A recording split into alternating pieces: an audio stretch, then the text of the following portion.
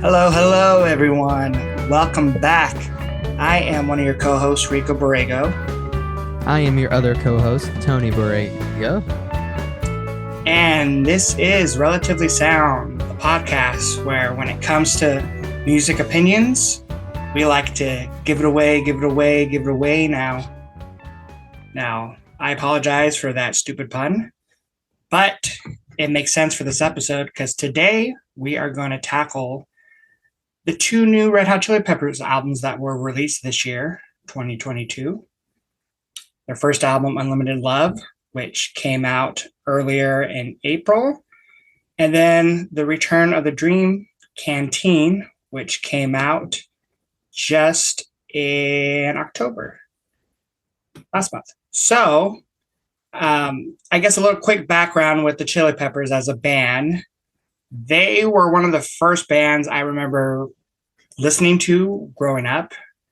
Our parents had the CD of One Hot Minute, and I'd hear that a lot in the car. So, like, some of my favorite songs as like a kid was like Aeroplane, and maybe that's because there's kids singing in it too. But that was one of my first like musical memories, and one of my first CDs I purchased was Stadium Arcadium when I was older, when that came out. And I love that album, and I still do. And I kind of followed them as they kind of progressed. John Frusciante left the band. I still listen to them during the Josh Klinghoffer era, and was super excited when it was announced John was going to be back in the band. Tony, what's your history with them? So for me, it was another case of, oh, well, my big brother listens to them. I'm going to listen to them too. I remember like watching the music videos for Danny California, Californication, all the big videos they played and stuff. And I think one day I'm not sure what exactly called to me, but I wanted to learn to play bass, and that was because of Flea. It was that simple. So I really did a deep dive, and I had listened to a lot of their earlier catalog. And I really do like a variety of their sounds that they've evolved through.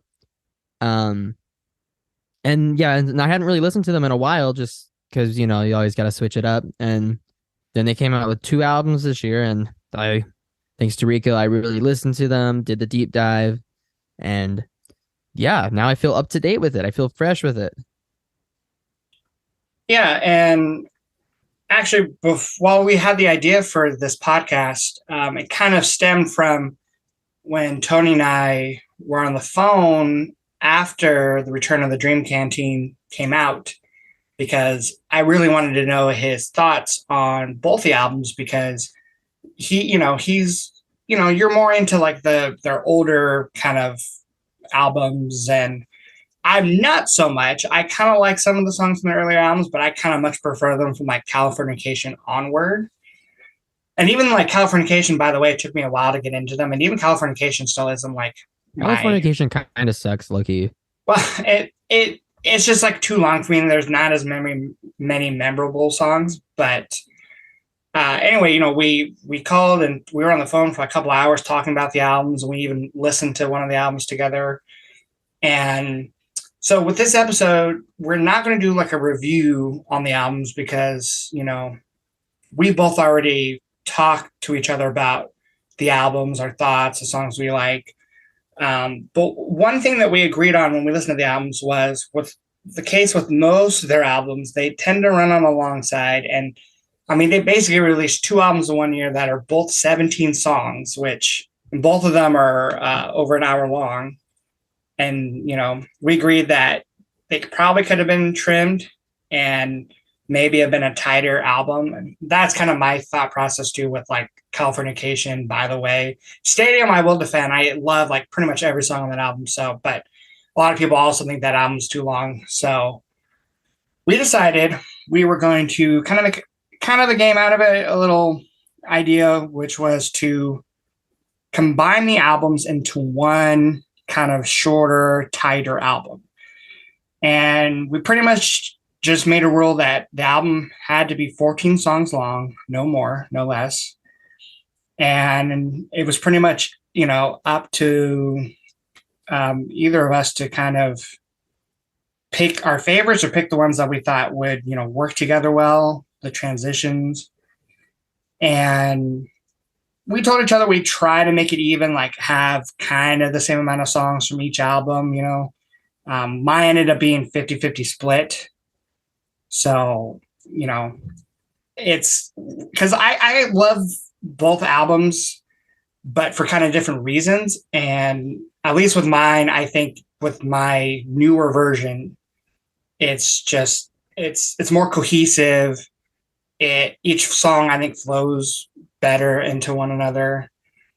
And I think if this was the album they released, I think it, just it's a little bit more an enjoyable listen.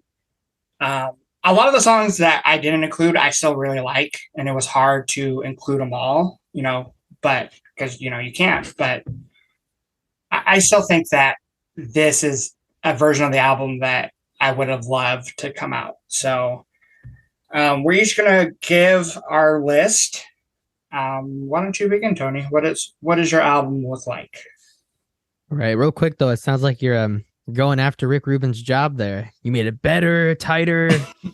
Well, I want to preference, or at least my list with. I don't. I mean, again, I like my version of the album. I think the band, overall did a fine job of picking the songs for each one, and it's just like I don't think they're 10 out of 10 albums, at least not for me. I think both of them are probably like maybe 7.5 out of 10 for me. So there's no diss towards Rick Rubin or the band for, the songs they pick for each album. I just think, if in a perfect world, it would have been a shorter album. Agreed. And it was hard to narrow down to 14 songs, but I think that's better. Like when I listened to my album of it, it kind of made me want a few more songs because, the songs were so good. But with, each album individually, Unlimited Love and the Dream Canteen, those ones just had a few extra songs that I weren't really, interested in.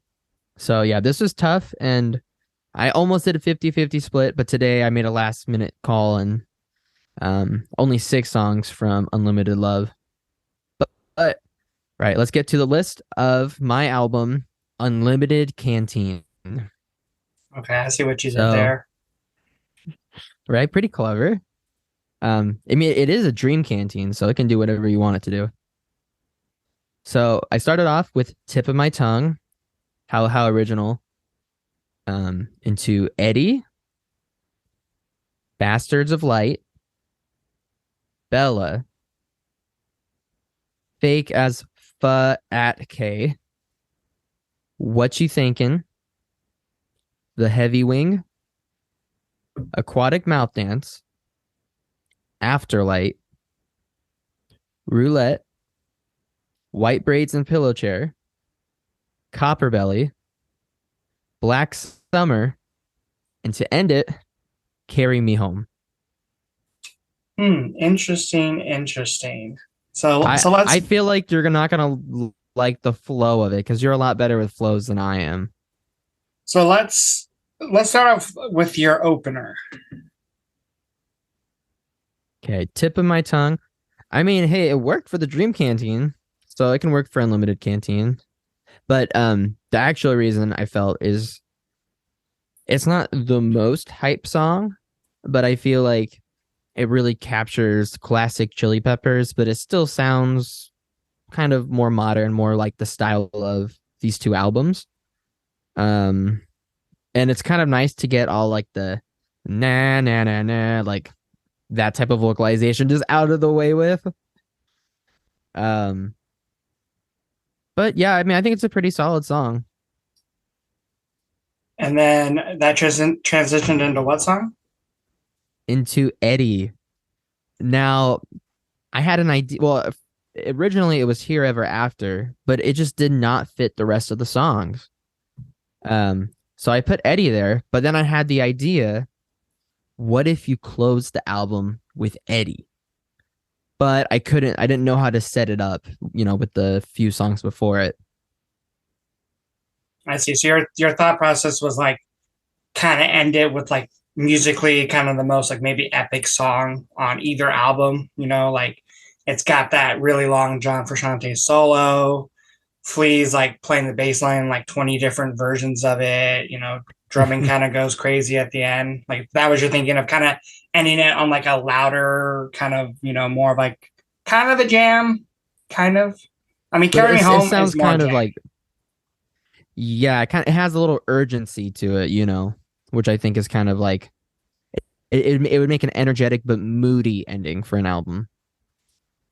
Now, is it weird that Eddie kind of basically begins the exact same way By the Way begins and having that as like the second song? Because that was my hard part putting Eddie in, my album was the fact that it begins like By the Way, the song, which begins the album By the Way. I know. That was something I noticed. It was hard to make that part flow. Not because it doesn't flow in the actual song. Like it's fine in the actual song, but it was difficult to place it because of that, which kind of actually surprised me. Um and yeah, now that you say that, that could have been a good idea to put it as the first song. But it just, I don't know. It's I feel like a Chili Peppers opener's got to be kind of lighthearted in some way at this point in time. So you have two Return of the Dream Canteen songs back to back. And then your third song was Bastards of Light. I went for it. interesting. I Uh, know it's early in the album to put a weirder song. Um, yeah, I know you don't really like that one that much. So how do it's, you feel about this? I mean, spoiler alert, I did not have it on my final version of the album. I don't dislike the song.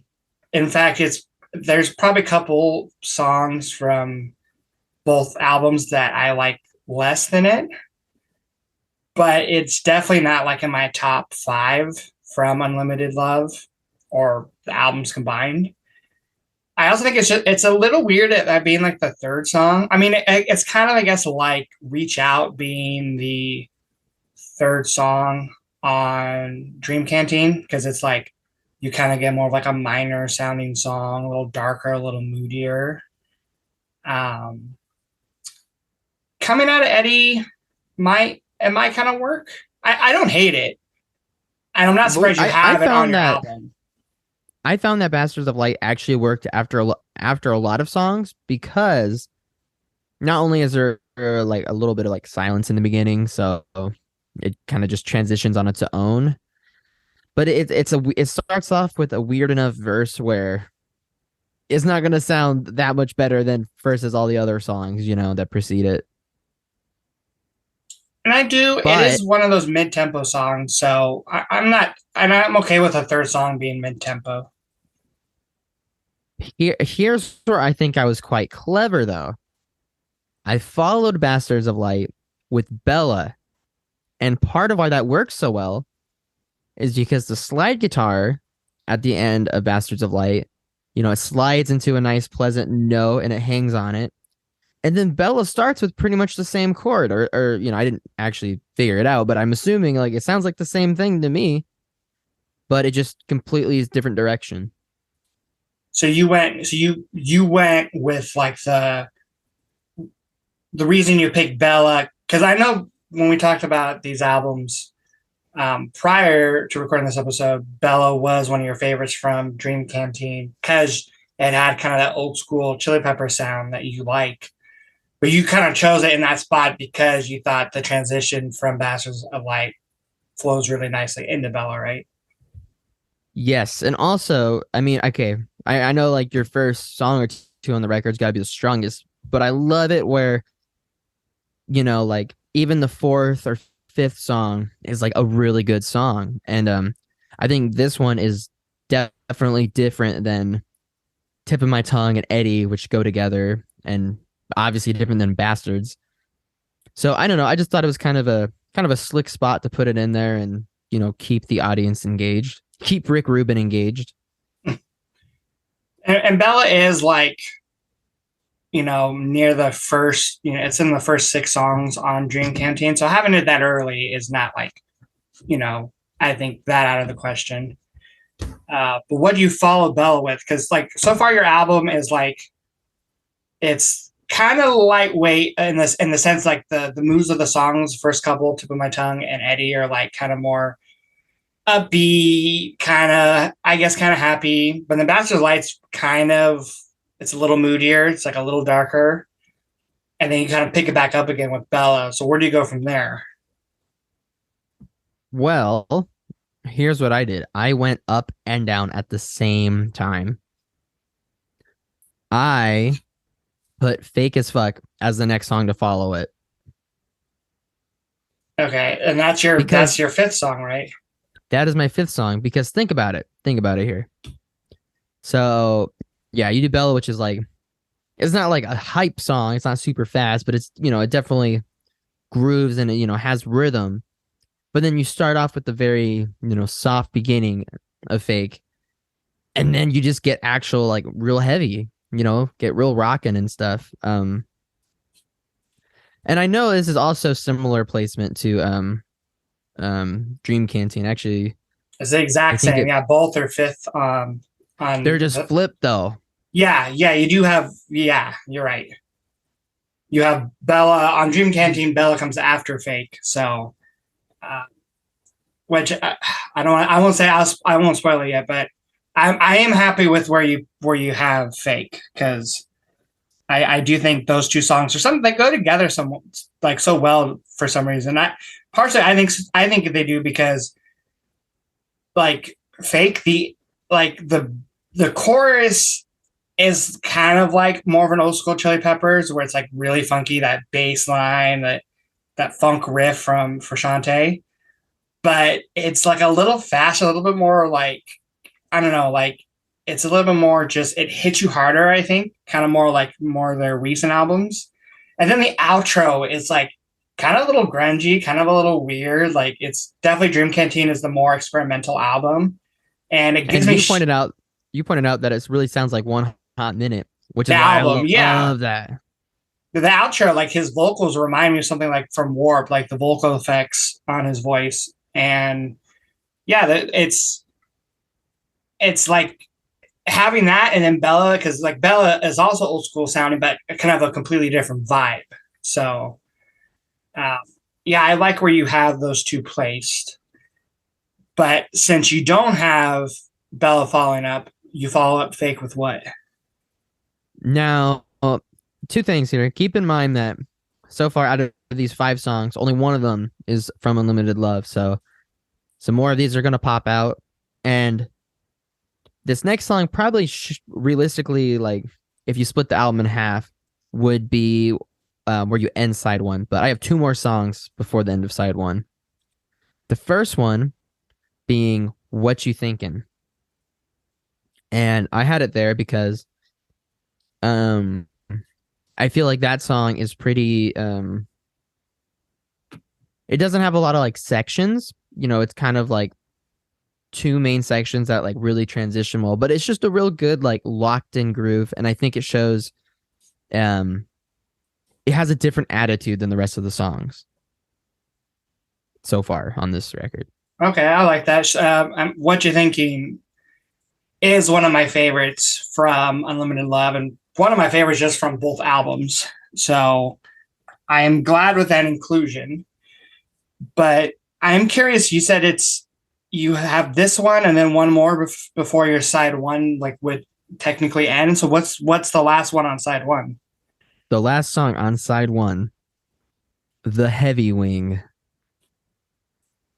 Interesting. Now, I kind of thought you weren't going to include this one on your list, because when we had talked about the albums, we kind of both agreed that The Heavy Wing didn't seem like fully finished, which I know if anyone's listening to this from the Red Chili Peppers Reddit, are probably screaming at us, because It's kind of like one of the fan favorites. It was the one like everyone first loved on first listen. And I think that's like mostly because, John is singing the chorus, but it has like a really, great chorus, interesting solo. It has interesting sections, but I think we both agreed the sections were like a little like, A little they, Frankenstein. yeah, like the transition between the two just seem a little off. The kind of intro they bring back in the middle kind of seems like a little like half-assed. So I am a little surprised you included it. What made you like? Did it grow on you over time, or you just thought like it would be a good way to like end the first side? It did grow on me. I was listening to that song a little more, just to kind of form a little more concrete opinions on it. Um, and I feel like the way that the way you explained it, I feel the same way with it. And honestly, I know this is gonna be extra crazy. I instead of the heavy wing, I almost put the Great Apes because that song has such a great chorus. And the sort of like the tonal center of the song, like kind of like the chords and whatnot, is a little bit different than some of the other songs as well. But I thought the heavy wing was a pretty heavy way to end your first side, but it doesn't have the same sort of like I feel like the last song on the album has a lot more pressure than the last song on the first side, if that makes sense. I get that. I get that. So, I don't know, it just seemed kind of ballsy. It's because it is kind of a ballsy song. So I feel like ended side with that, you're just kind of like, oh, okay. well, it's definitely something not only the fans like, but you could tell the band likes it because on their recent tour for, I guess now both these albums, it is a song they've played not at every show, but it's been played at a majority of the shows. I think the only other song that's been played more maybe on the from the album is Black Summer because that one's been on every set list. But the band definitely likes it. And I do think it is like kind of it's an anthem song, not necessarily like a radio single, but like anthem in that like it's just loved by the fans, loved by the band, and it is nice to like kind of it's like a welcome home kind of message from John with him singing the chorus. Yeah, I So mean, I would have been fine with Anthony singing it, but regardless, it's a great chorus, and John does sing it great. So I had to kind of disconnect that sort of stigma with it to to I think fully appreciate it. so correct me if I'm wrong. You're beginning now side your second side with the eighth song. Is that correct? Yes, that is correct. And the opening for your side two. So the opening for side two. Now, keep in mind, we just ended side one with the heavy wing, which is kind of raw, kind of it doesn't feel so safe. It's not like the safest song. So how do you follow and start the new side? You do something controlled, aquatic mouth dance. Totally groovy, totally vibey, but it's still got the up tempo, but it's a total different attitude. Yeah, I like that. I Aquatic Mount Dance, spoiler alert, is my favorite, probably from either album. Like, it's definitely my favorite on Unlimited Love, and I probably like it better than whatever my favorite is from Dream Canteen. I do like how it's like kind of, it's not quite center because it's, the song before it would technically be, I guess, in the middle, but I do like how it is kind of in the middle of your album because I do think with Unlimited Love, it's a little maybe early, only because I think it's so good. Like sometimes I think bands front load albums, and I'm sure we'll have a whole episode where we talk about albums that are front loaded.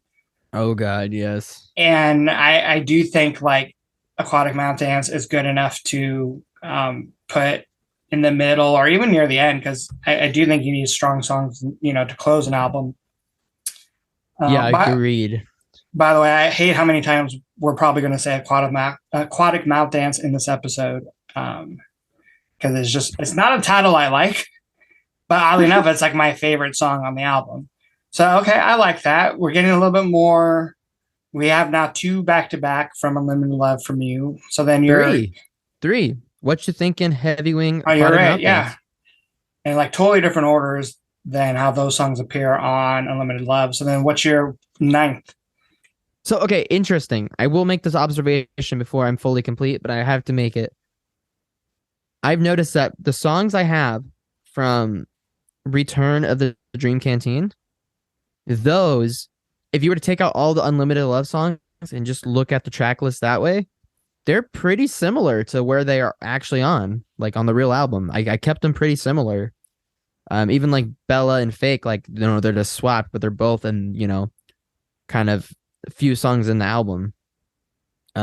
So that's why maybe I just thought the album flows better than Unlimited Love. Who knows?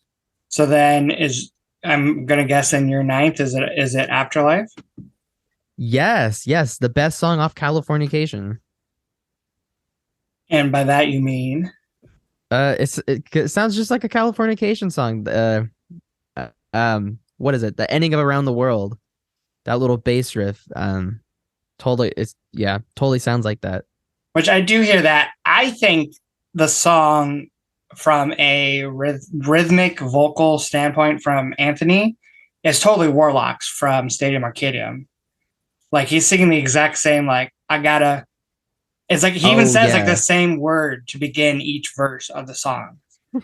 Is he's, I mean, if we're being honest, most of their songs that are the upbeat have him doing like a half sing, half rap. Like he'll rap the verse and then like sing the chorus or pre-chorus, but it's like totally Warlocks. But I do hear that little bass part from Around the World. So yeah, so the verse bass is Around the World, and the vocal part is Warlocks, and then the chorus to me gives me Can't Stop chorus vibes. So to me, this song kind of, for some reason, it just hits a lot of different like chili pepper colors, I guess. No, I But see I just that. think it's a really solid song in that way. Like I think it's interesting. Um and I guess it kind of goes, I mean, because how would you describe Aquatic Mouth Dance? Like, I think that's it's like, jazzy.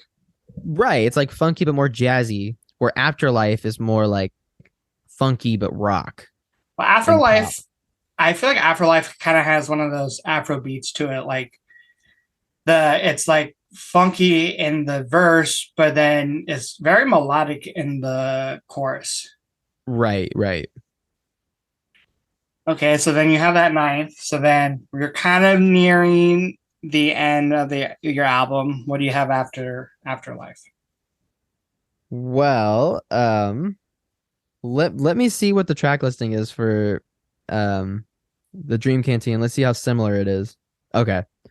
My next song was Roulette, but that's actually not after Afterlife on the original album. So before you even say why you put Roulette on, I am a little shocked because, at least from what I've seen online, a lot of people found Roulette to be very similar to Bastards of Light from Unlimited Love, mostly in the sense that both choruses, I think I want to say, begin with the same chord, and they both have like acoustic guitars that come into the mix in the chorus. And even I think the vocal melody is kind of similar. Now verses are totally different. Roulette's more kind of breezy in the verses, where Bachelor Light's like really like dun dun dun dun, kind of minor key. So I'm so, because a lot of people were like, oh, a lot of people like Roulette better than Bachelor's Light. So a lot of them are like, oh, well, Roulette will be the song I listen to now if I want to listen to Bachelor's Light, because it's just like a better version. So I'm surprised you put both on your album. That is right. I know. I know you mentioned that the similarities before, but I did forget about that. So interestingly, I guess I did put them on different sides for a good reason then. Um but to me, like the verse of Roulette, like musically is so good that I feel like it almost automatically gets a spot on the album. But I think the chorus in Bastards of Light is so good that it does need a spot on the album as well. So ideally they could just combine the songs and call it a day. But But I, I like it. I mean, I Roulette was one that, I'm gonna just say now it's not on my album, but I think of it as a really good B side. Where like Bastards Light, it's like if Bastards Light never saw the light of day, no pun intended. I wouldn't be sad, but like Roulette's cool enough for it to be like it would have been a cool B side to like By the Way or Stadium or something. yeah. It does kind of sound like a B-side, and if in that regard. So Um, then 11th, I followed it with White Braids and Pillow Chair. I didn't want it to be one of like the last three songs because I didn't want to like bury the most like ballad type song. And I also just think it's a really nice song and a strong song. Um, yeah, yeah. I guess I don't really have it. It seemed to fit there. okay. And then now that we hit the last three, what do you got for the last three? So here's my last three, and I am really curious to what you think about the order.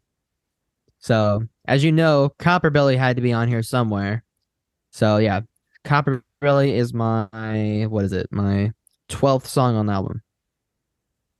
Okay, and then let me just hear the run. Copper Belly, and then Black Summer, okay, and then I Carry Me Carry Me Home. Home. Hmm. And I think Copperbelly is a good like um it's like a good topic change from White Braids and Pillow Chair. Like they're very different, and I think it kind of cleanses the palate there to prepare you. Yeah, because Copper Belly is very. It's definitely it fits on Return of the Dream Canteen because I do think it's one of their more experimental songs. Like I wouldn't say it's prog by any means, and that's mostly because I don't listen to a lot of prog. But like the time signature, right? It's definitely not 4/4. I can't remember what it is, but it's got an interesting time signature.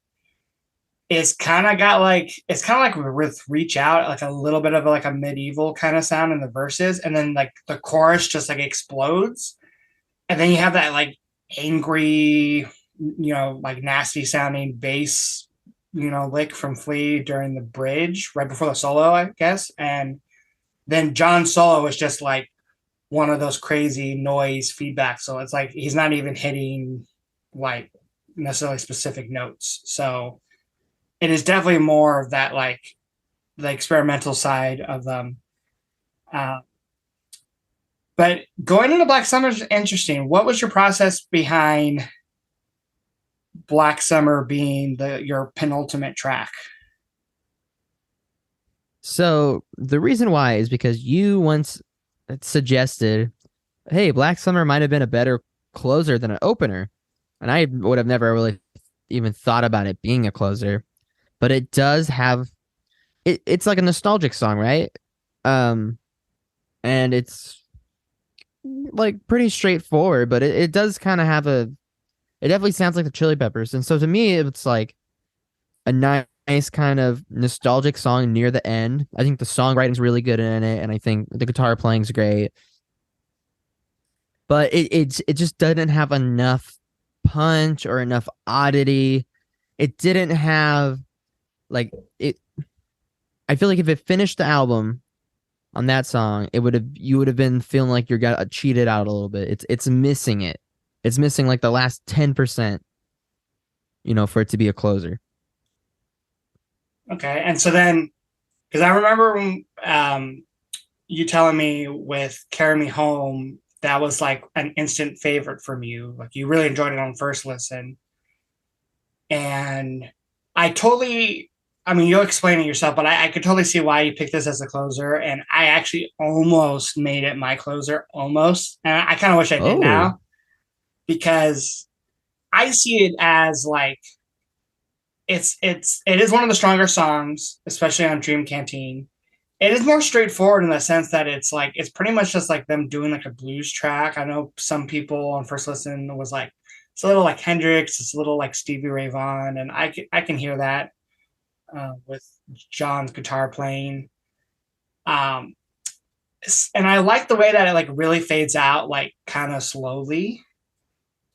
But Right. there's something about it where I think it works better as the penultimate track, where it's like kind of like not the closer because I don't know, something about it doesn't scream closer to me for some reason. But It I mean, does feel penultimate, but I couldn't think of any song that I picked that I think would be a better closer. I feel like at least Carry Me Home, it's I mean, honestly, I mean, disregarding kind of some of the more experimental aspects of different songs, it's the most out of place song because none of the songs have that like Hendrixy kind of blues thing that they used to do more. And it's I guess it's fairly slow too. But I think sort of that plus, the whole just Anthony and Flea playing together. I don't know. There's something about it that I think feels really fun and kind of like the heavy wing. Like you can feel the band into it. It does have something special to it, whether or not you like the song. Um, and so I was just like, screw it. That'd be a dope way to end a concert, and that'd be a dope way to end an album. well, okay, that's what I was just gonna say.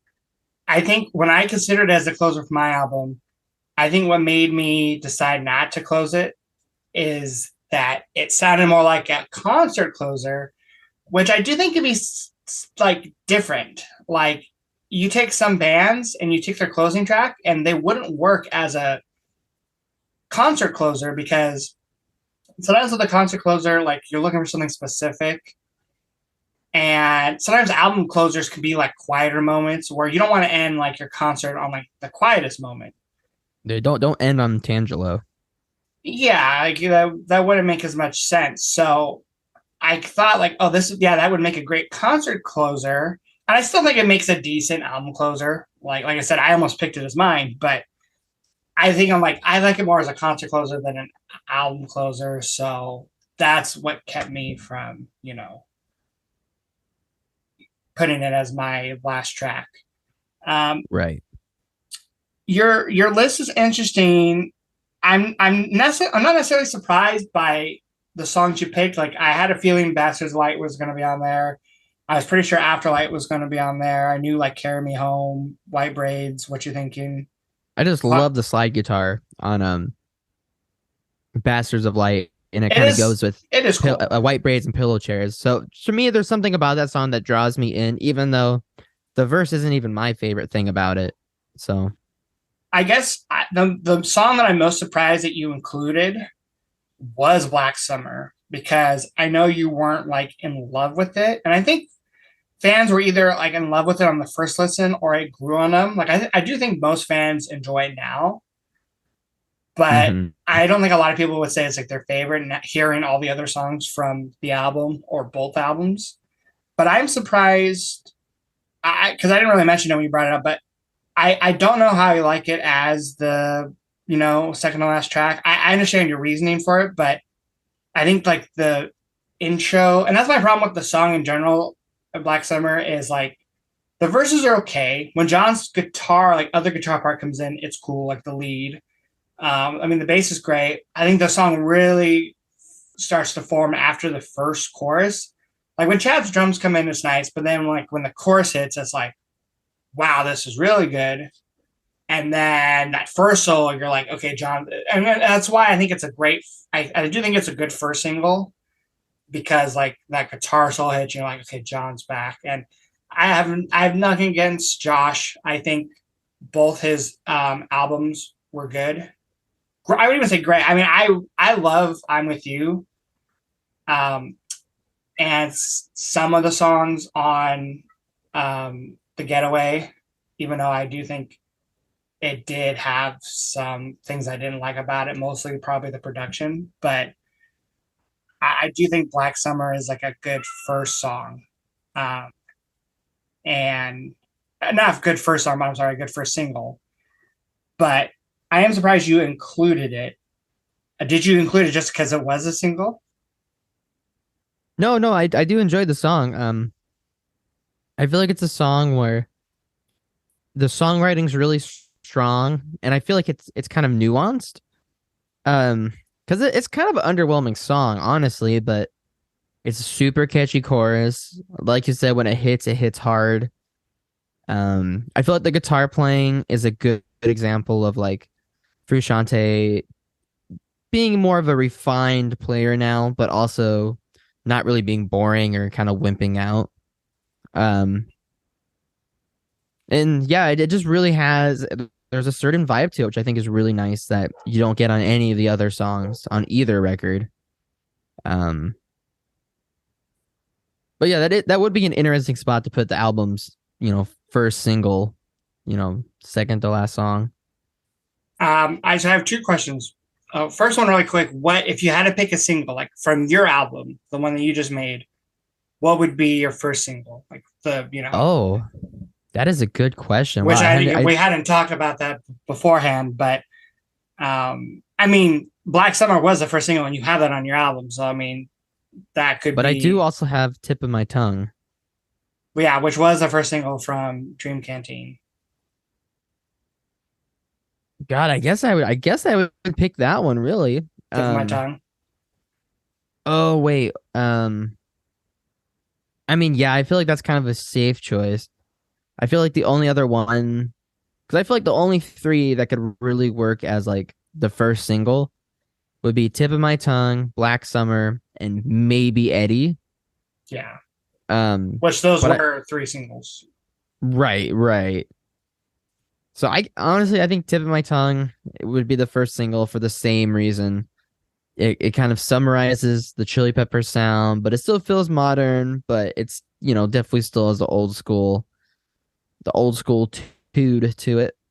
Um, although, yeah, I don't really like when bands start an album with the first single or a single, Yeah, which but I'm sure that's something we'll get into a future episode. But I feel exactly the same way. I don't when I listen to an album for the first time. First of all, I don't like when a band releases more than like I would say two singles, especially if it's a short. If it's a long album like this album, I'm okay. Especially with the Unlimited Love, there was like four songs before the album was released. But with a short album, if you have like more than two singles, when you go listen to the album for the first time, it's underwhelming because you're like, I already know, a third of the album. But I also don't like the first song being a song I've already heard. I like the first song to be like, something totally new.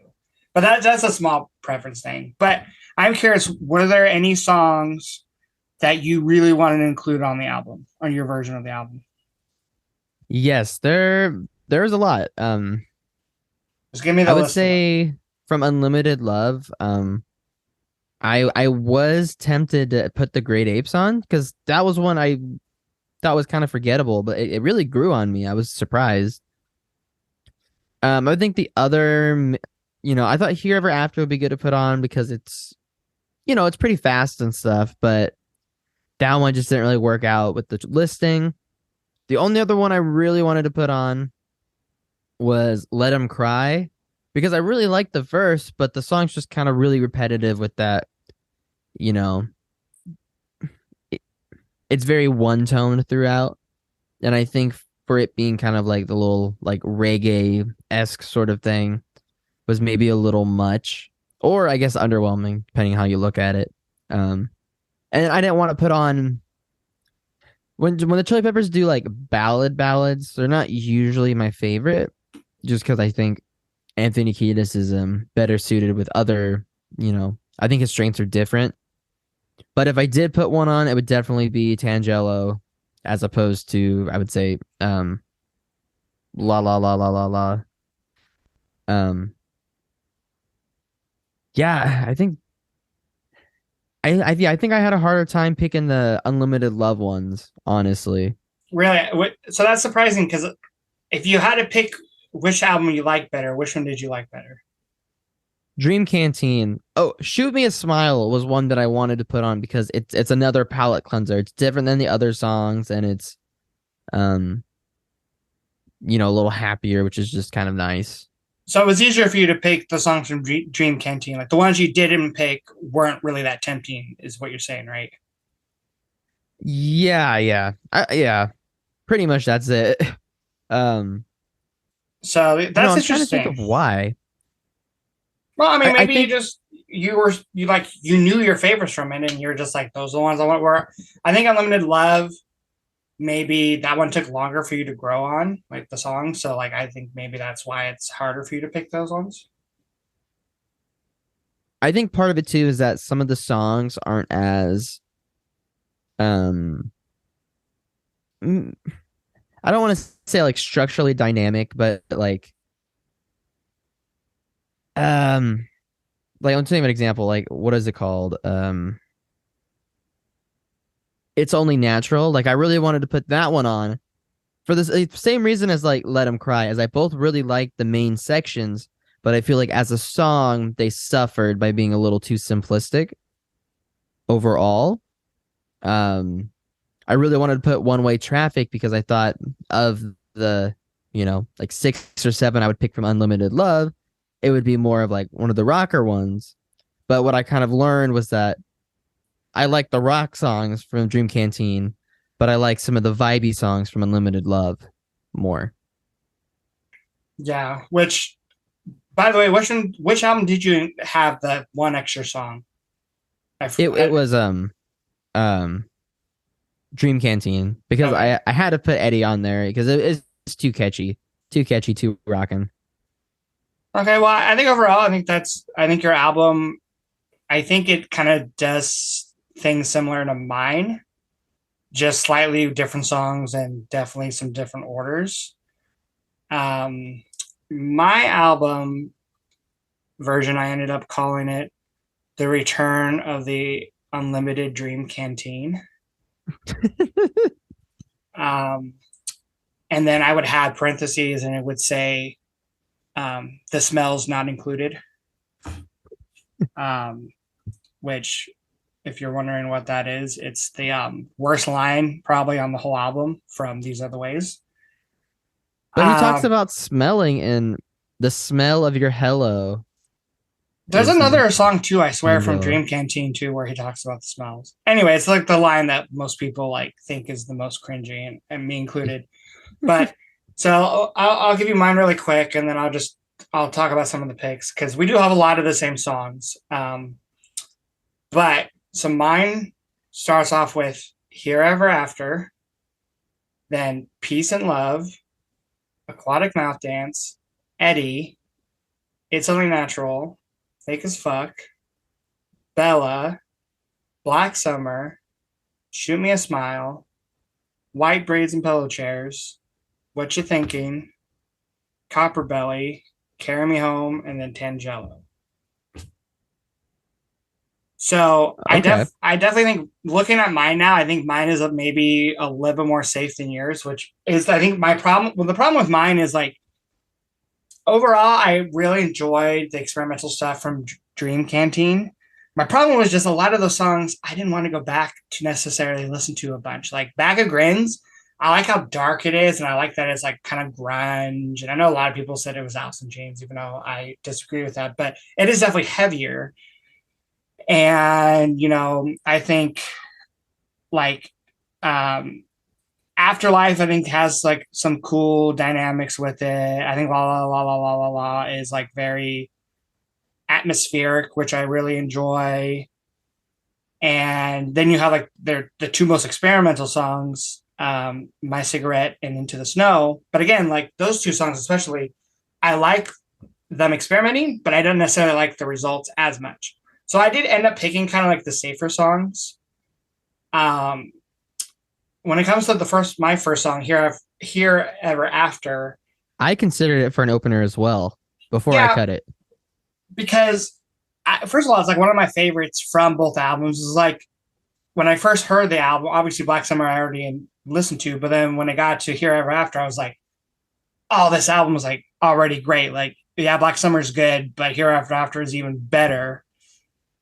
And I think it works as an opener because my problem is I don't like Black Summer as an opener because I think it takes too long. Like, it's a little too slow to begin an album for me. Right. And then Tip of My Tongue, I actually ended up leaving it off because even though I really enjoy the chorus, the verses really don't do much for me. And the solos, I think there's better solos on the album. And overall, I just found the song like the more I listened to it, like the more bored I got of it. So That's what makes here, it a good opener. Because I feel like openers don't necessarily need to be the most sustainable song, oh, I kind of but it's disagree. got to be the most hype though. It's got to be like it has to draw you in. But I don't think, yeah, and that's my problem with Tip of My Tongue. I don't think it's hype enough. Here or After is faster. It's more driving. It does kind of have that slow opening where it's like kind of a couple seconds of silence and then like some noise, almost like it's like a movie's about to begin, like the soundtrack, like a score. And then it hits you with that like very heavily, heavily picked bass from Flea using a pick. Then you get those couple just guitar strums from John. You're like, oh, and then the toms kick in, like it's really tom heavy from Chad, the whole song, and then it's just like driving and it's upbeat. And like when I think of some of their openers, I do prefer the openers that are faster, like Around the World and By the Way. Those songs I think really begin those albums great because like they just kind of hit you in the face. Slightly different. Like By the Way, it does have a little bit of a slower with that chorus intro, but then like man, that bass on the verse is just so heavy, and that kind of reminds me of this. And like even like a song like Monarchy Rose's beginning, I'm With You, is just like more fun. And then even One Hot Minute Warped, I think that's, even though I have some issues with Warp, like I do love the energy. Where Danny California by Stadium, like I love that song, but I don't think it's like the best opener because it is kind of like a little mid tempo. Even though I think the solo at the end saves it from being like a boring opener, but I wanted something that was just kind of more in your face. But it's still like it also doesn't take itself too seriously, which I feel like Chili Pepper openers you don't want. And like this one's not as I think the lyrics in Tip of My Tongue are just like a little too like out there for me. Like they're a little too just random rhyming. Where Hereafter kind of has that too, but there's like a lot of funny lines that I enjoy in Hereafter. I have a hard time saying that name. Like there's just a lot of lines where just like if you say them out loud, they're just like, what? Like what is he singing? Like bang the mom because I see no future. Sat her down when I pour that tea. He talks about candy corn, dancing leopards, um, that Chevron dude. But the chorus, it kind of does tell like a story. Like it's talking about like a girl, which he does a lot on the openers. By the Way, Danny California. I mean, those are both kind of the same character, but so this I don't know. It made sense as the opener. Like I'm actually got a little shocked that this was not the opener for one of the albums. So Well, okay, here's my thing with it. Okay, I do like heavy openers. Like I think most of my like favorite openers, at least for like rock albums, like it's got to be a mean song.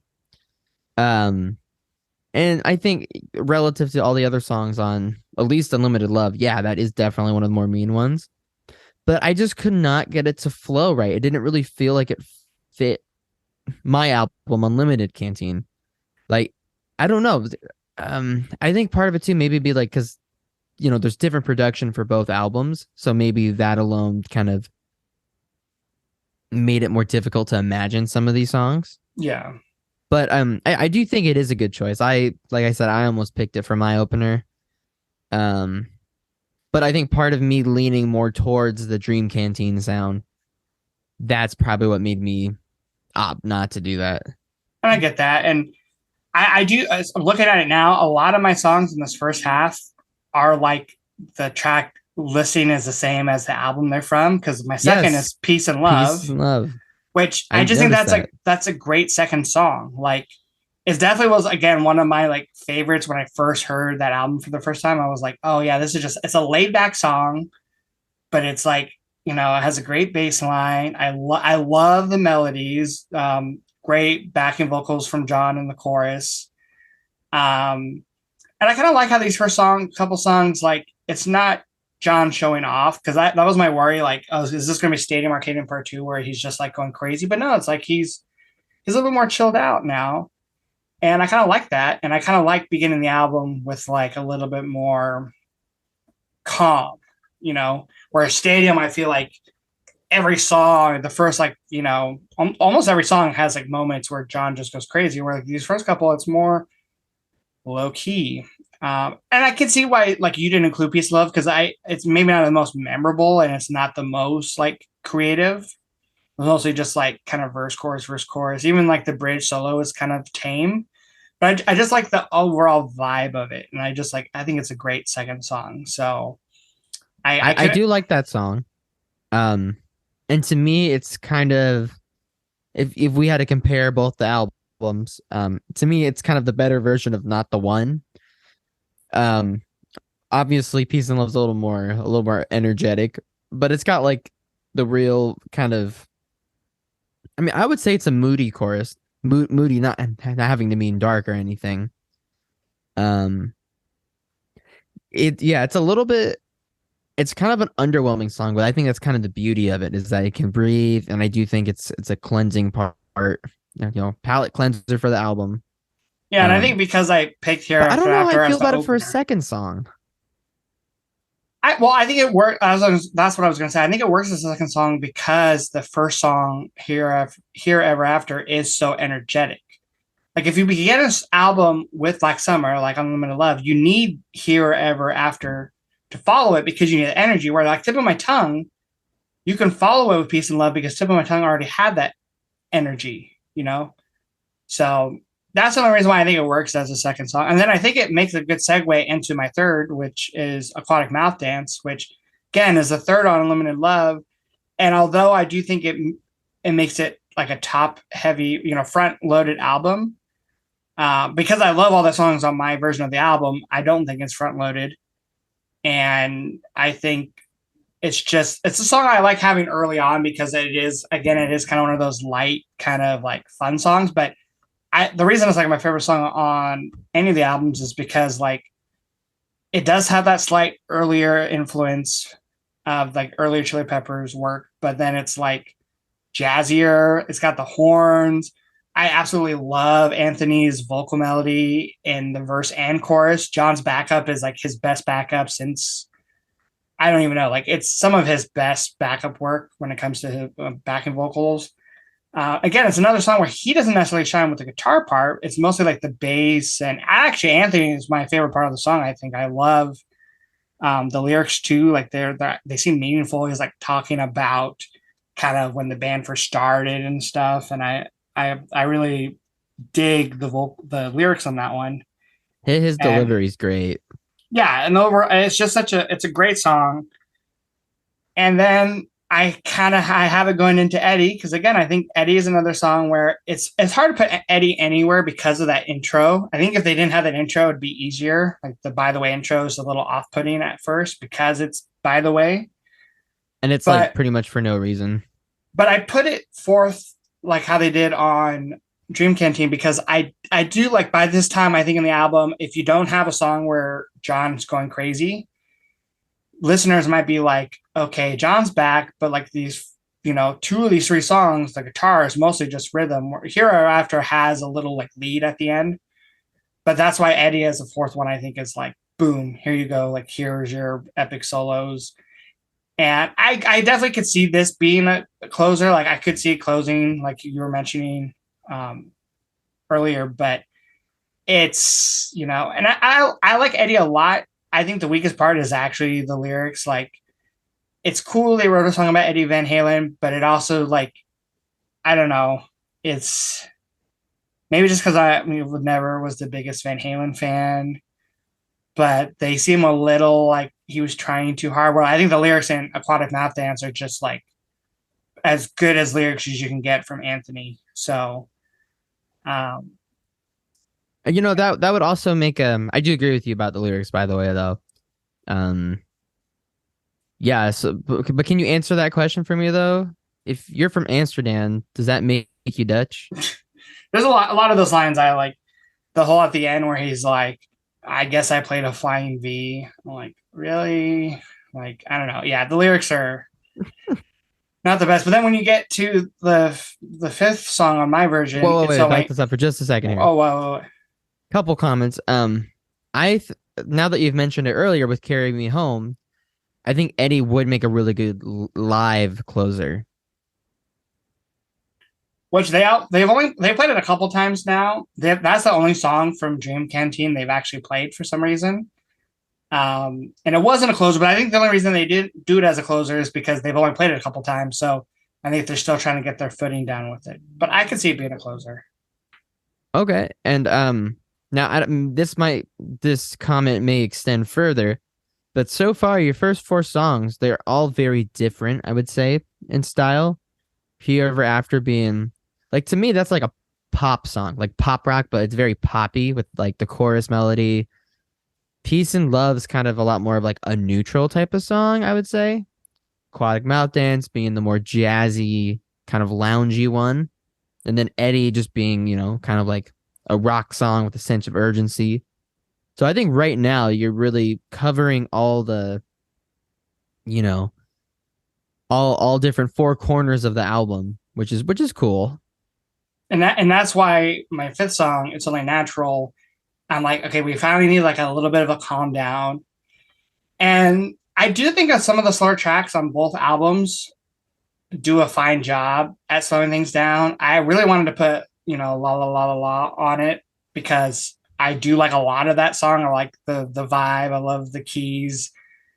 But like the lyrics on that one and the actual La La La lyrics took me out of it too much.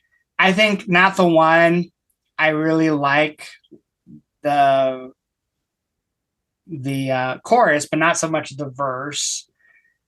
And so when it comes to like the slower songs, I think It's Only Natural is the best one, because it's a little bit slower. It's a little bit more like, it's kind of like a mysterious song. Like again, he's like talking about this person, and it's kind of a little bit of a storytelling song, and I think it has some of John's like coolest guitar parts on the whole album. Like the whole like delay effect is like fantastic.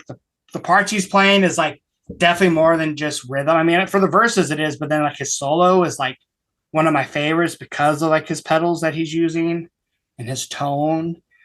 And I think it's just like it's kind of like a classic sounding Chili Pepper song when it comes to like those not quite ballads, but kind of more like low key moments. And I think by song 5, I wanted it to like, because I do think Here Ever After and Eddie are both like the faster songs, and then Peace and Love and Aquatic Mouth Dance are more like mid tempo. So then I wanted something that was even a little bit more slower. Okay, that makes sense. I completely see your reasoning. I think the only reason I didn't really include the song is because I think that verse is phenomenal, but I mean maybe I just need to listen to it a few more times. But I don't know. Overall, as a song, I think it's a little bit boring as an overall song. Yeah, I can see that. I think it's one that people either love or they like think it's a little forgettable. Um, It's a little bit long, right? um, not Maybe it's not. it's not one of the longer ones. No. Well, Oh, it's no, it's yeah, it's 5 minutes, so it is one of the longer ones, I guess. Yeah, you're right. I feel like for But that pace, it could have been maybe a little bit condensed, but maybe like but you didn't need like another chorus. But the guitar solos I think are fantastic. I would not take out the guitar solos. that is Now, true. I think my most surprising thing with my list for myself is that for number 6, I included Fake as Fuck because that song on first listen, I kind of have the same reaction I had to These Are the Ways, which These Are the Ways I think is Really? just, it's all over the place. Like it's just, and I don't necessarily love any of the parts really. Like it's just so, and it's weird because it was a kind of a single, the music video, the band played it live for like a lot of their shows in the beginning of the tour. But it's like the most jarring song on the album, These Are the Ways. And Fake kind of had that same reaction when I first heard it. But then on repeat listens, I'm like, okay, I love the chorus too much. Like I love that funk riff from John, even though it's super simple. Like, the Flea's bass, it just connects with the drums so well. And I just every time the chorus hits, especially Anthony's like his vocals on it too, like fit perfectly. And then the second chorus, there's those horns that I love. And I'm like, and then when it comes back again to the first, I like the verse better. So it's just really the main problem I had, I guess, with it was the intro, which I thought was a little too slow or a little too like different than the rest of the song. But then by the second verse, I'm digging it. And then the outro took a little bit to grow on me too, because at first I was like, okay, this is them kind of doing These Are the Ways again with like kind of a more rock outro with like a different, tempo. But then it grew on me. And maybe because I thought it sounded like a 1 hot minute song, but yeah, it's like it totally grew on me, and it's a song that I'm liking more and more with each listen. And I did want to include a song that was a little funkier for the album, and I also did want to include a song that was had some more experimental moments in it, because I think it does have some cool transitions that a lot of the songs on Dream Canteen has, but like better versions of it, and it's definitely a way better version of like These Are the Ways. Yeah, yeah. Honestly, I didn't really compare those two songs, even though yeah, they really are pretty much the same in concept. Um, yeah, it's so weird with that song because when I first heard it, I loved the whole thing except for the first verse. For some reason, the first verse I was just like, this is kind of like boring or whatever. But yeah, but then when it comes back, um, It's a cool transition. after yeah, I understood the verse from that point on. And Where I feel like with These Are the Ways, I really did like the whole like rock part the first time I heard it. I'm like, oh, this is awesome. But like it just didn't really connect well. The verse is kind of lame. And yeah, I love the 1 hot minute ending of Fake as Fuck. Killer. And I included it after It's Only Natural because I wanted it to. It's Only Natural again. It's kind of slower. It's a little bit more low key, a little moodier. So then Fake begins with like a kind of slower, and I like how it kind of builds. Like the song builds so well that I like. It was hard to put something after It's Only Natural without it being too abrupt, and that's why I think that's Fake works really nice after It's Only Natural. Yeah, that would transition well. Yeah, I kind of like too that you're like, like if you were listening your first time, you're like, oh, okay, yeah. It's Only Natural. It's kind of a cool slow song, but then you're like, oh, another slow song, and then you hear where it goes, and you're like, oh, okay. So Yeah. So that song ends on the rock section. So how did you follow it for your seventh pick?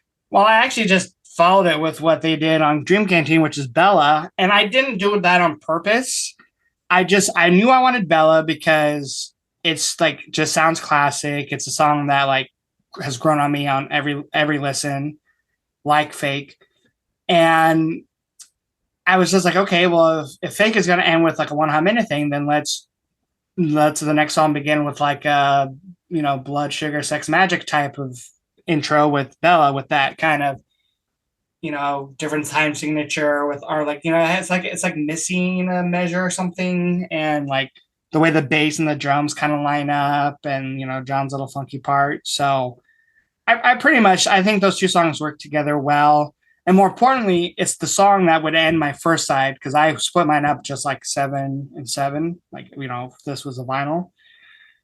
And I just thought it would be a good way to close it, because it's not really a closing song, but it's kind of a classic sounding song, and kind of like how you said Black Summer is like nostalgic. That's kind of how I feel with Bella, especially the chorus, which it ends with the chorus. So I was just kind of like, it kind of ends with like a feel good kind of classic Chili Pepper song. That's fair. Yeah, I didn't really. I mean, I considered it. I didn't like actually consider it to close a side, but I did try to think about it, and I think to me it was just a little too. I mean, I guess the reasons you said why you picked it is kind of the reasons why I didn't pick it. Yeah, because you wanted the riskier choice with like the heavy weed, which I understand. But I do see your reasoning now, and now I'm kind of thinking, well, maybe I don't know, because a lot of the songs are kind of experimental. They at least try different things, which is nice, but that does kind of make it hard. Like, do I also take experimental creative decisions when I arrange the track listing, or do I go for what works, or or different avenues, I guess? Which I think is what you kind of did. You really tried to refine the album. Or I guess I just tried to make it shorter if that makes sense. Yeah, and I guess my thinking of it too was like, the song that begins the second side, the second half of my version of the album is Black Summer, and this was my hardest decision because I like Black Summer a lot. I won't really go into it again because I've already talked about my feelings of it, but it's like I had to include it just for that chorus, just for those harmonies, and just for those solos. So I'm like, okay, I'm gonna. Plus, I think the lyrics are actually some of his better lyrics, even if he's singing in a Irish pirate accent. So my hardest part was like, where do I put it on the album? And I was like, well, it kind of works as a side two opener because it's like I can kind of see why they consider it an opener because it kind of builds, right? So I'm like, let that do it in the middle, like you think you're about to kind of get like a slower song, and then you kind of get more of an upbeat song by, a minute into it. And it would be the song that I would make the first single. Like I think they did a good job with picking the first single. I just don't think it should be song number one. It should not be an opener. So I think middle of the album, I think it works. And then I think, even though you call Shoot Me a Smile like a palate cleanser, which I agree with, I kind of what it does because that's the next song after. And I think it pumps up the energy again. Like you end with Black Summer with having that energy, and then Shoot Me a Smile, like, let's just take that energy up a couple notches. And then it's really just, and plus Shoot Me a Smile, I had included because even though it's like not the most creative song of theirs, it's a really happy song. It like makes me smile every time, no pun intended. I love the lyrics of like, I'll be, what does he say? Like the grease in your I'll spoon. put the grease in your spoon. Yeah. Yeah. The cream in your cone. Like it's kind of like classic Anthony lyrics. And I wanted something upbeat after Black Summer because Black Summer is kind of like a downer. So then I wanted something that was more like peppy. Right. See, yeah, I really wish I put it on mine. Now that you're drawing the whole comparison of I'm sorry, which songs was it? Bastards of Light, and what was the other one that people compared it to? Roulette. Now I wish maybe I cut off one of those and then put and Shoot Me a Smile. But this is interesting what you're doing because it does make a lot of sense to open side two with Black Summer because I mean you're already in the album, you don't need that instant hype. But that's interesting because both those songs are they are tame, even though they're both dynamic, and Shoot Me a Smile being a little less dynamic but more upbeat. And this is maybe the weakest moment of the album is like the middle, which I think is maybe the hardest to sequence an album because you have like Bella and Black Summer, Shoot Me a Smile, which you said are kind of like not tame, but like, yeah, not like crazy. And then I follow Shoot Me a Smile with White Braids, which again is a song I really loved off first listen on Limited Love.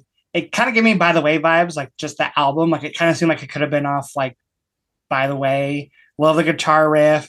Love really great production choices in this song. Like there's a John backing vocal during like the verse or the pre-chorus where it hits like just pan to like the left ear. I think it's the chorus because then it's the pre-chorus. I can't remember, but because in the chorus you also have his backing vocals, which are fantastic again. And yeah, for some reason it works really well for me in the spot. But you do have a lot of like kind of more of the tame moments in the middle. But that's only because I think I kind of the next three on the album are kind of the darker, heavier songs. And I also think Shoot Me a Smile, White Braids, I think they belong together for some reason. Like they both kind of give me By the Way vibes. They're kind of happier. And I don't know, like I just feel like I had to put them together. Honestly, White Braids gives me more I'm With You vibes. I kind of see that because it does kind of like meet me at the corner vibes, Right. And I feel like Josh was doing like kind of a lot of cool like Did I Let You Know kind of has I don't know. I don't want to say world genre type of sounds, but I feel like he had some colorful moments on like that. No, it definitely has Spanish vibes, yeah, for sure, with like the horns in it and stuff. Yeah. Yeah, I'm really trying to imagine White Braids after Shoot Me a Smile. And honestly, that theory run really does work in its own way. It feels disconnected from the rest of the album, of your album. And that's because, okay, because when you were listing the album just off the bat, I was really following along. I'm like, okay, yeah, this is kind of like how the albums were, originally. A lot of strong choices, kind of front loaded the album, but I was really unconfident with how this part of the album would sound. But yeah, especially Shoot Me a Smile into White Braids. I'm gonna have to go and listen to that because that sounds cool. Um, Now, what did you call the album again so I can look it up on Spotify? Um, I called it the just Return of the Unlimited Dream Canteen. That's right, Unlimited Dream Canteen. Yeah, and I'll send you the link, and will in the description wherever you're listening to this. We also will include links to both of our playlists. That way, everyone can go and listen to each one, decide which one they prefer, and obviously, we would love links to people's playlists that they've created with their own version of the album because I do think just some of these songs paired back to back with other songs make it really interesting instead of just hearing it the normal album version. Which is why, like on my album now, I go kind of near the end of the album. I kind of like after we had that kind of little stretch of like more of the calm songs or happy songs, I go a little darker. I go a little heavier. I do What You Thinking into Copper Belly, which those are two of my favorites from both those albums. What You Thinking is just like kind of it's like starts off not classic because it's like this really like staccato bass line from Flea, which I mean he does that from time to time, but like it's really unique sounding. But then like the chorus, John's guitar is just very classic. Those kind of like triads where he's just like moving the shape kind of like up and down the neck of the guitar is like fantastic. I love the tone. Anthony Kiedis, like some of the lyrics are kind of weird, but they fit the song. And it is a darker, heavier song which goes into Copper Belly, which kind of starts off not as dark. It kind of has that like medieval sound that kind of Reach Out has. But then the chorus hits, and then yeah, it's like just as heavy, if not heavier than What You're Thinking. But I also think it's a little bit more experimental than What You're Thinking. And that is cool. Yeah, and it takes that heavier, yeah. Yeah, and that's a cool idea too to do What You Thinking after White Braids because White Braids ends with that whole like the brush train thing at the end where it's like double time but kind of real like 60s sounding. Yeah. And then you go into the very staccato, What You Thinking. Like that is a very cool shift. It's a very obvious shift, which is nice. And then 13th, my penultimate track, I keep it Carry Me Home like on Dream Canteen because I think for albums it works best in that second to last spot. It's kind of like and like again, I had the hardest time with the closing, and I did close with Tangelo because between that and Into the Snow, I'm like, well, I much prefer Tangelo, even though I actually like a lot about Into the Snow. I'm starting to like it now. Or I think I'm calling it. It's called In the Snow. I don't know why I keep calling it Into the Snow, but I like parts of it. I like some of the melodies and stuff. But I do not like the spoken word part. I didn't like it on Death of a Martian. Don't like it here. And like the drum, electronic drums, I don't necessarily love. So I'm like, okay, well, I don't want to end with In the Snow, and I don't really want to end with the Heavy Wing or Carry Me Home because I feel like that's like the last hurrah before the closing song. Like Tangelo, it's a really nice song. I think it begins kind of like an Elliott Smith song in a way, but then like becomes very just Chili Peppers. And I do feel like my album doesn't have enough like really quiet moments. So I was like, I'm okay with ending like on because it's like a ballad, but it's like not sappy, even though the lyrics maybe are a little sappy. Like instrumentally, it's great. Like it's simple. It has nice little riffs from, like just transitions from chord to chord from John. Anthony does a great job singing it. Like it gets the job done. It's not the most creative closing, but I also think that this band has like hit or misses with closings. Like a lot of people don't like Dance Dance Dance as a closer with I'm With You, which I love actually. I think they did get better with Dreams of a Samurai. I think that's a really interesting closing. But then like Stadium, Hey is a great closing for Jupiter, but I do not. Death of the Martians being my least favorite on both albums. And then like I do think Tangelo is kind of like road tripping a little bit, but just a little less fun. This is more of like a love ballad. And then Venice Queen from like By the Way just was never my favorite, even though I think the outro acoustic guitar is cool. But I think Tangelo was just like a peaceful way to end the album, especially after, because at least with Carry Me, it's like the Heavy Wing before Tangelo. It's like one last really rock moment, but then let's kind of end with a lullaby. So like I'm not super happy with my closing, but I think out of these songs, I don't think there's like a standout amazing closing, because you either end with like Tangelo, the softer one, the more experimental, kind of sadder in the snow, or you end with one of those penultimate tracks with Carry Me Home or the Heavy Wing, which I didn't end up including the Heavy Wing, even though it's a fan favorite. The verses just did so little for me. I'm like, I really, really love the chorus. So I'm like, I'm not going to include it. Where Carry Me Home, I love both the chorus and the verse. Okay, this is interesting to me. I mean, not that part. That part, I feel, I understand you with that. The part that I find intriguing is, to me, Tangelo.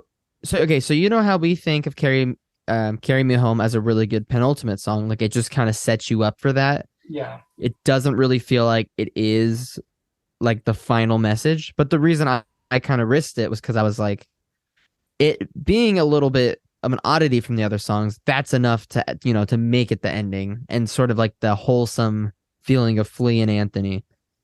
But to me, Tangelo, I can't really shake off the feeling that it's more of a gosh, how do you say it? Like it kind of follows up the ending song. It's sort of the the final closing statement. Does that make sense? Yeah, I get it, because It feels less like a song, more like how a reprise would come in and kind of close gently. and I think if Carry Me Home ended with one more like just Flea and Anthony moment, like vocals and bass line, I Yes, think yes. that maybe would have like made me actually make it the closing track. But because it just ends with like a big jam and then just, them kind of getting quieter and quieter, I'm like, yeah, I need one more little statement. So it's sort of like the reason why they didn't end Stadium with Turn It Again, because it just would end with just like guitar solos, and they wanted more of like a spoken, especially Death of Martians, spoken word, where Tangelo is definitely not spoken word, but it's him kind of telling a story about someone he loves, someone that's important to him. So, I'll tell you right now what you should have done. What you what? should have done is because Tangelo and um Carry Me Home both kind of don't feel like just standalone songs to me. They feel like kind of setup songs.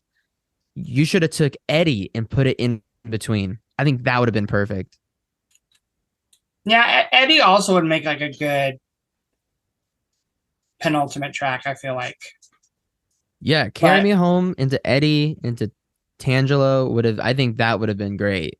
yeah, and I will say, I think the hardest part with putting these albums together was, I do think there are more mid-tempo songs than there are fast songs, even more mid-tempo songs than slow songs, which is why like I really want to include, you know, looking at Unlimited Love, like I almost want to include something like She's a Lover, because that one is a little bit like slightly faster pace, is definitely more energetic, but it's just not like one of my favorites. So I was like, I'm not going to add that. And then like the slower songs, like I didn't really want to add like Veronica or Not the One, because I have not the ones I enjoy, but like Veronica is one of my least favorites. It just, the transitions are just, I think, so abrupt. And then like faster songs, I wanted to add One Way Traffic, because I do think that's a little faster, energetic, the chorus. And Right, that that was one, one I had a hard time. I wanted to put it on, but it just didn't top the other songs. and it did really grow on me, but and it keeps growing on me, especially like his delivery. It's almost like spoken word, but Anyways, better. took a third on Love. Yeah. I love that part, but so the chorus isn't my favorite, and like actually ending with the bass solo, I don't love. His Flea's bass solos are hit and miss for me. Like that one, it goes a little too far. Where I love the bass solo on Goodbye Hooray. Like I think that is like maybe his best like bass solo on any song. But That is a really good bass solo. and then like I think it was even harder for me to pick songs from Dream Canteen because I wanted to pick some of the more experimental, like Reach Out, because I do really like Reach Out, but I'm like, I just can't make it fit naturally on the album. And it's like Right. it slows it down too much. I wanted to put it on because it was a good rock song. The chorus is the chorus is fantastic, but like every time there's like three verses, and I'm like the verses like it just doesn't do a lot for me. Roulette was like more of an experimental moment, but that doesn't do a lot for me. Of course, My Cigarette in the Snow, I like their attempts, but it didn't. The ones that I really wanted to add again was Law, because I like some of it. I just do not like a majority of the lyrics. And then the drummer, I like the fast pacedness of it. I wanted to add that just so I have more of like a upbeat song. But that song, I don't necessarily love like the chorus. Handful and Afterlife, especially Afterlife, I really want to add, but like that one's still growing on me. Like maybe in another month or two, it would make my final cut, but just now it doesn't and misses it barely. And then Handful, like I love the verses, but I do not like the chorus. Right. I love the Police vibe, but it just as a song, it's just yeah. And then I do want to give a shout out to the bonus track from Dream Canteen, The Shape I'm Taking, because I do like, again, it's a little faster pace, and I love the chorus. He's like doing a little like kind of not quite jangly guitar, not like Peter Buck, but the little arpeggios are like really nice. It's kind of sounds like a Josh song, but a little bit more maybe focused. Great solos near the end in the bridge. And I really wanted to add it, but again, I just couldn't put it somewhere where it made sense. It's better than a bonus track, but at the same time, I can't picture it on an album. At least not on this album. Maybe like on a different album, but like maybe even like on the Getaway would have been good. But I don't know, like, and because I do not like Nerve Flip from the bonus track from Unlimited Love. It's like at least Bag of Grins, I can appreciate like the raw sound, the kind of grungy sound. It's just not my cup of tea, which is why I didn't have it. But like Nerve Flip is like, I do not. It was like an experimentation that just did not work for me. So, but yeah, overall, there's like I said, there's like a handful of songs that I really would have loved to add. A handful of songs, or a song called Handful? Well, both, but yeah, it was definitely hard, but I am happy with my final version. I think your version sounds really interesting. I feel like I could have I feel like you had the most other than my realization of that carry me home Eddie into Tangela would have been great. Other than that realization, I think you made a really cool choice with Black Summer into Shoot Me a Smile into White Braids. I think that was the most interesting move. I do like I think I like yours though different than mine because I think you did do some of the more experimental tracks. I think starting with Aquatic Mouth Dance as the second side opener was a pretty cool move. Yeah, and I actually did like that you included Bastard's Light because again that's more experimental. I just wouldn't have included that. Great on it. Yeah, I just wouldn't have included that or Roulette. Also, I'm really quick. I meant to mention that I do think the Heavy Wing and Carry Me Home, even though they're different vibes, I feel like they're kind of similar in like maybe like the mood, which is why I put Great Apes with Heavy Wing. See, that's weird. Great Apes is like totally different. Like it's one of those songs where I really can't decide how much I like it. Like I like some parts, I don't like some parts. Some parts remind me of Stadium, and then some parts just remind me of like I don't know. So, but yeah, I'm excited to give yours a listen one of these days. Yeah, I'm excited to listen to yours. I will say that if we were to make an album full of the best John moments, it would be called Unlimited Returns because he can always just return whenever he wants. Apparently. Well, let's hope this is the last time. Right, we'll call it his forever home. Yeah, but we are very curious about what you guys have to say about not only our versions, but also what would your ideal version of this album be? I mean, maybe you would keep them the same, but you know, if you want to leave your comments with either a link to your playlist or just your favorites, just I love. I think we both love hearing people's reactions to songs and albums. So we want to keep this discussion going. And we'll have future episodes where we resequence albums and, similar things like that. But, you know, it's just like a nice little fun thing to do on the side when you're, at work. You're like, let me resequence an album or let me combine two albums. So, uh, yeah, but I think this was fun. And we're very curious and interested to see your guys' versions. And we will be back next week with, I believe, a holiday themed episode. So until then, we hope you take care and we will see you soon.